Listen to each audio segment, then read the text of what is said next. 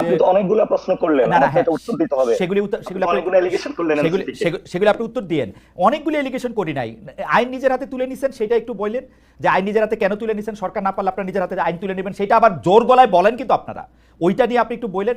আর allegation আমি না NCP NCP না দেখেন আমি খালিদ ভাই, আমি একটা স্পষ্ট তো করি আপনাকে, হ্যাঁ কেন এই বিভিন্ন জায়গায় কিছু বিচ্ছিন্ন ঘটনা করছে। আমরা এটা দায়িত্ববোধের জায়গা থেকে নিয়ে বলতে চাই, এই গণ অভ্যুত্থানের আগে এনসিপি বা বৈষম্য বিরোধী ছাত্র আন্দোলন পুরো বাংলাদেশে কিন্তু ডিরেক্টলি অর্গানাইজ ছিল না। আমরা এই গণ অভ্যুত্থানের পরে কাজটা হাতে নিয়েছি, এই জায়গাটা মিসিং করলে হবে না। আমরা এখনো মাঠে আছি সংগঠনকে গুছানোর জন্য।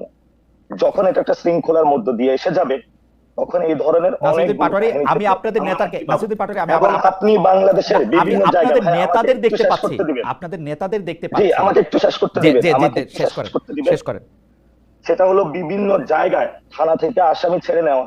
আপনি যদি ফর্দটা খোলেন, খাতা কলম খোলেন, কোন রাজনৈতিক দল কতগুলো কাহিনী ঘটিয়েছে, সর্বোচ্চ সংখ্যক আপনি কোথায় পাবেন? এটা এনসিপি কে আপনি পাবেন না। ওই দিন যে হান্নান মাসুদ যেখানে গিয়েছিল সেটা স্পষ্টত ব্যাখ্যা দিয়েছিল, কিন্তু বাংলাদেশের প্রশাসনের ক্ষেত্রে এখনো যে বিভিন্ন জায়গায় থানা ঘেরাও, বিভিন্ন জায়গায় যখন সেই ধানমন্ডির যে কাহিনী হলো, আমরা এটা অনেক কষ্টে স্টপ করিয়েছিলাম।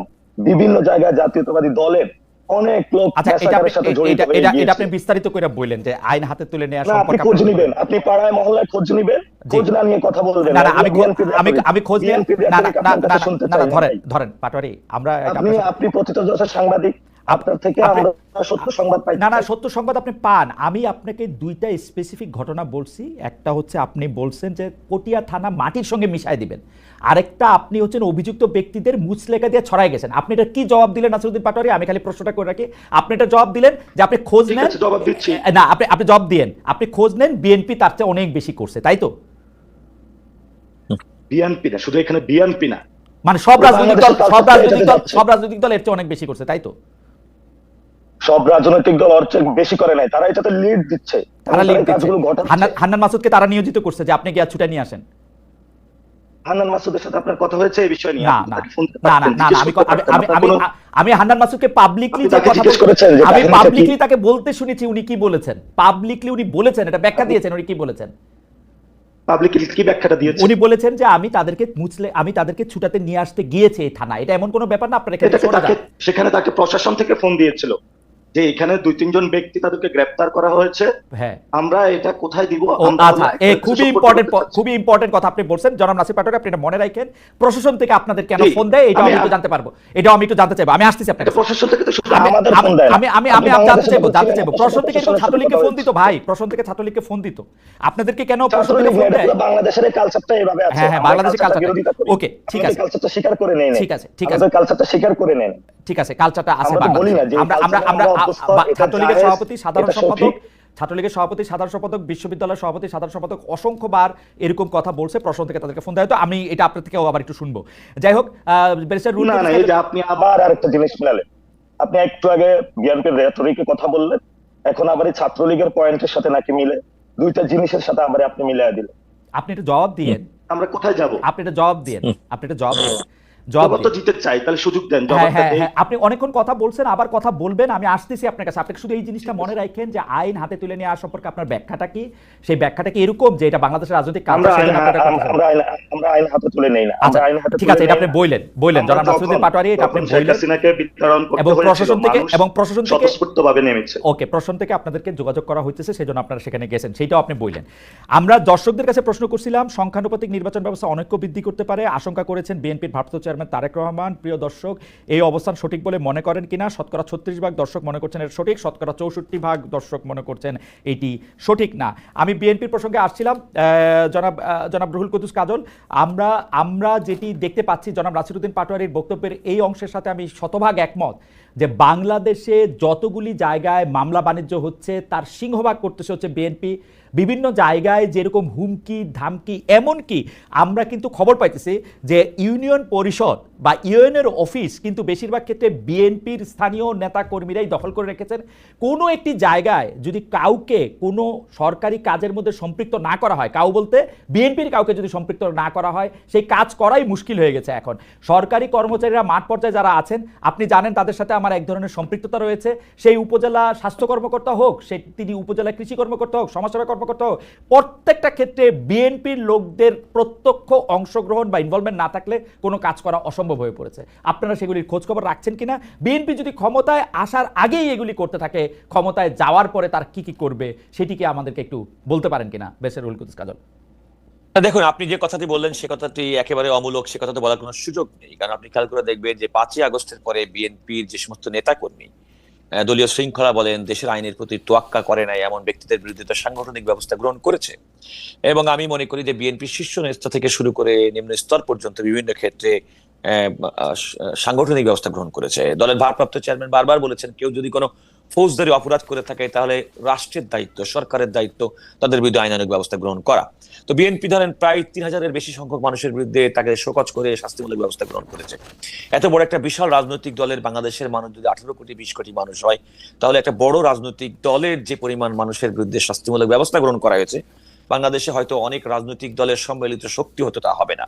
তো বিএনপি তো প্রকৃতপক্ষে এই ধরনের বিষয়গুলোকে অ্যাড্রেস করেছে। সুতরাং আপনি যে কথাটি অভিযোগ করলেন সেই অভিযোগটি যে মানে, তবে আমার কাছে যেটা মনে হচ্ছে আপনি খুব জেনারেলাইজ করে ফেলেছেন। আপনি একেবারে ঢালাও ভাবে বিএনপির কথা বলেছেন, বাংলাদেশ আর কেউ কিছু করছে না। আমি বিষয়টি কিন্তু এমন নয়। বিএনপি সবচেয়ে বেশি করতেছে বেসের কাজল। আমি আমি আপনাকে এটাই বললাম, তো বাংলাদেশের রাজনীতিতে জনগণের সংখ্যানুপাতিক ভারে যদি বিশ্বাস এখন যদি মনে করি, বিশেষ করে আওয়ামী লীগ উত্তর বাংলাদেশে, আমি আবারও বলছি যে ফ্যাসিবাদ উত্তর বাংলাদেশে যদি রাজনৈতিক শক্তি হিসেবে বিবেচনা করি, তাহলে যে কোনো বিবেচনায় তো বিএনপি তার সিংহভাগকে নিয়ন্ত্রণ করে, মানে প্রতিনিধিত্ব করে এবং প্রতিনিধিত্ব করার কারণে আমি বলছি, আমি খুব লজিক্যালি আপনাকে অ্যারিথমেটিক্যালি বলছি। সুতরাং স্বাভাবিকভাবে এই দেশের মানুষ, পলিটিক্যাল মানুষ, ইনফ্লুয়েন্সিয়াল মানুষ যদি কোনো কারণে কোনো কাজের মধ্যে যদি ইনভলভ হয়, বড় রাজনৈতিক দল হিসেবে তো বিএনপির সে সিংহভাগের দায়ভার বিএনপিকে নিতেই হবে। তবে দেখতে হবে, আমি আপনাকে আবারও বলছি খালেদ, দেখতে হবে বিএনপির শীর্ষ নেতৃত্ব সেগুলোকে কিভাবে অ্যাড্রেস করছে। বিএনপিকে এগুলোকে বিএনপি শীর্ষ নেতৃত্ব কেউ অ্যাড্রেস করতেছে বেরসে কাজল, খেয়াল করেন। শীর্ষ নেতৃত্ব তো আর স্থানে স্থানে চাঁদাবাজি করতে যাবে না। শীর্ষ নেতৃত্ব তো আর কারো গলায় পাড়া দিয়ে তার থেকে টাকা দিবে না। শীর্ষ নেতৃত্ব যেটা করবে সেটা হলো যে আইন শৃঙ্খলাকে নিয়ন্ত্রণ করবে, সুপ্রিম কোর্টে নিয়ন্ত্রণ করবে, তার নামের সকল মামলা প্রত্যাহার করে নেবে। শীর্ষ নেতৃত্ব যেটা চাইবে, যেইভাবে সরকারকে একটা নির্বাচনের দিকে হোক বা এই প্রশাসনিক ব্যবস্থার মধ্যে থেকে সবগুলি কি পজিশনে বসানো হোক সেটা নিয়ন্ত্রণ করা, বিএনপি সেটা করতেছে। সচিবরা, যেহেতু আমি তাদের সাথে একটু সম্পৃক্ত, আমি জানি, তারা পরিচয় দেয়, ভাই আমি বিএনপি রাজনীতি করছি, আমি ছাত্রদলের রাজনীতি করছি, আমি শিওর, আমি এই কথা বারবার বিএনপি নেতৃবৃন্দ পারলে পারি। বেরসে কাজল, আপনার কাছেও নিশ্চয়ই তদবির আসে উমুক যে ভাই আমি ছাত্রদল করছি, আমাকে একটু এই পোস্টিংটা ভালো করে দিয়ে দিতে পারেন। প্রশাসনের প্রত্যেকটা জায়গায় বিএনপির লোক, পুলিশের প্রত্যেকটা জায়গায় বিএনপির লোক। সরকার কিন্তু এখন প্রশাসন এবং পুলিশের কাছে অসহায়, কারণ প্রত্যেকটা কি পজিশনে এখন বিএনপির লোক। না, আমি আপনাকে যে কথা বলছি, আপনি যেটা ক্ষমতায় আসার আগে আপনি যেটা আমাকে বললেন, আমার কাছে তদবিরের জন্য আমি ভেরি ফেয়ার মানুষ, আমার কাছে যেহেতু কোনো রাষ্ট্রীয় কোনো দায় দায়িত্ব আমার মধ্যে নেই, যেটা আমার ডোমেনের মধ্যে নাই, আমি সেটার ব্যাপারে কোনো রকম কথা বলি না। Everyone knows me. আমি খালেদ, আমার মনে অন্য যে কোনো চেয়ে আপনি আমাকে খুব কাছ থেকে দেখেছেন। আমি true to my profession, I am true to my profession. সেটা আমি দেখছি, আমি আপনাকে একটা নাম বললাম সেজন্য আমি আপনাকে শেখানো। আমি বলছি, দেখেন, আমি অনেক সময় ফান করে আমার আইনজীবী জুনিয়রদের সামনে আমার চেম্বারে বসে বলি যে আমি খুব চেষ্টা করছি 5ই আগস্টের পরে একজন বিএনপি ছাড়া অন্য কোনো মানুষ আমার সঙ্গে সাক্ষাৎ করুক। দুর্ভাগ্যজনকভাবে আমি কাউকে পাচ্ছি না। এবং অনেক মানুষকে আমি ফান করে বলি, আমার খুব খুশি হতাম যদি 5ই আগস্ট 2024 সালের আগে আপনার পরিচয় হতো। আমার যে কোনো মক্কেল ক্লায়েন্ট যদি আমার কাছে কোনো মামলার ইনস্ট্রাকশন দিতে আসে, পরের শব্দ বলার আগে আমি বলি আপনি থামেন, আমি বুঝতে পারছি, এরপরে আপনি পরিচয় দিবেন যে আপনি রাজনীতি করেন, আপনি বিএনপির আমার। কিন্তু আমার দুর্ভাগ্য যে আমার 5ই আগস্টের আগে হয়তো আপনার সঙ্গে পরিচয় হয়নি। এর আগে পরিচয় হলে আপনার জন্য আমার জন্য ভালো হতো।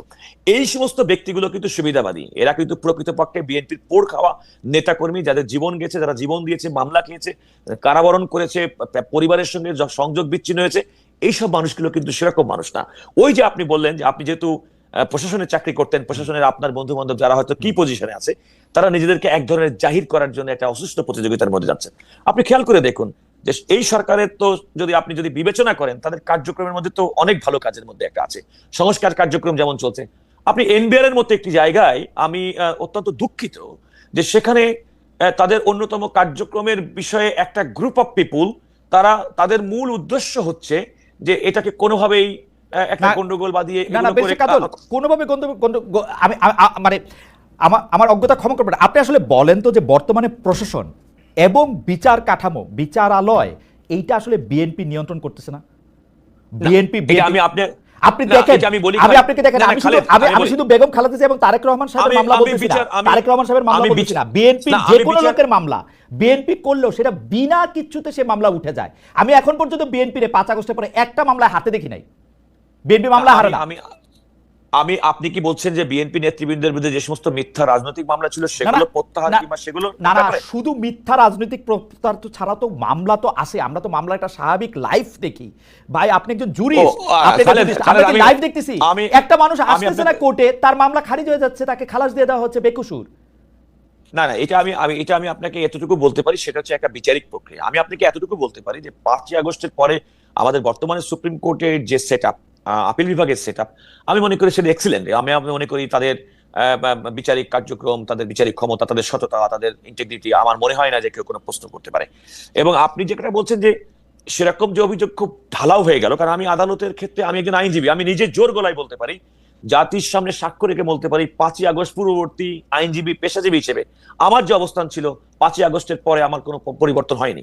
আমি আদালতের কাছে যেভাবে আমি নিজেকে উপস্থাপন করতাম, আমার ক্লায়েন্টের কাছে আমি যত সততার সঙ্গে পেশাদারিত্বের সঙ্গে উপস্থাপন করতাম, আমি কিন্তু একইভাবে কিন্তু উপস্থাপন করি।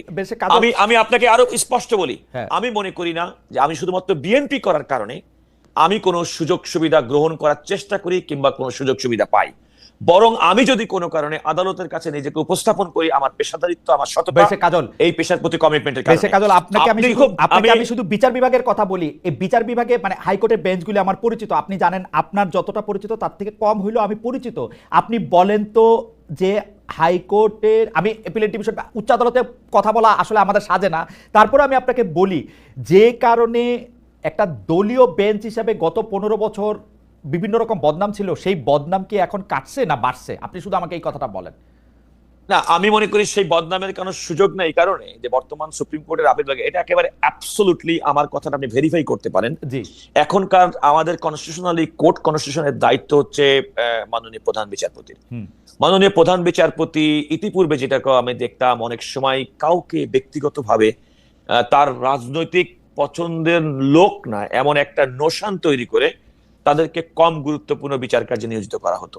এখন কিন্তু তা না। আপনি যদি ডেইলি কজ লিস্ট দেখেন, তাহলে আমার মনে হয় যে আদালতের কার্যক্রম, বিচারিক কার্যক্রম ব্যবস্থা, মানে তাদেরকে দায়িত্ব প্রদানের ক্ষেত্রে অ্যাটর্নি জেনারেল অফিস এবং public service, public prosecutor office, তারা মানে নিরপেক্ষভাবে দায়িত্ব পালন করতেছে নাকি তারা বিএনপির হয়ে কাজ করছে? না, আমি কিন্তু সেটা মনে করছি না। সত্যি কথা বলতে কি, তারা রাষ্ট্রের আইন কর্মকর্তা হিসেবে, শোনেন, কিছু কিছু একজন ব্যক্তিকে দিয়ে তো আপনি কোনো কিছু বিচার করতে পারবেন না। তবে আমরা একটা শার্প ডিফারেন্স দেখতে পারি। অ্যাটর্নি জেনারেল অফিস বিগত সময়ের জন্য যেমন সরকারের আজ্ঞাবহ, তাদের কাজটাই ছিল যে সরকারকে খুশি করা এবং বিরোধী দলকে দমন করা। বর্তমান অ্যাটর্নি জেনারেল যারা সরকারকে খুশি করতেছে না তো, বর্তমান অ্যাটর্নি জেনারেল অফিস বিএনপি কে খুশি করতেছে, সরকারকে খুশি করবে কেন? দেখুন, আমার মনে হয় বিএনপি কে এই মুহূর্তে আদালতের কাছে যে নিজের খুশি হওয়ার মতো ওরকম কোন লিটিগেশনের মধ্যে বিএনপির ওরকম দুরবস্থার মধ্যে নেই। তবে আমি মনে করি যে একটা ফেয়ার ডিফারেন্স আমি পার্সোনালি লক্ষ্য করি। কারণ আমি খালেদ আপনাকে বলি, আপনি নিশ্চয়ই আমাকে জানেন, আমি কিন্তু মোটামুটি অনেক ব্যস্ত লয়ার বলে পরিচিত, এবং এই ব্যস্ততাটা আমার আজকালের মধ্যে না। আমি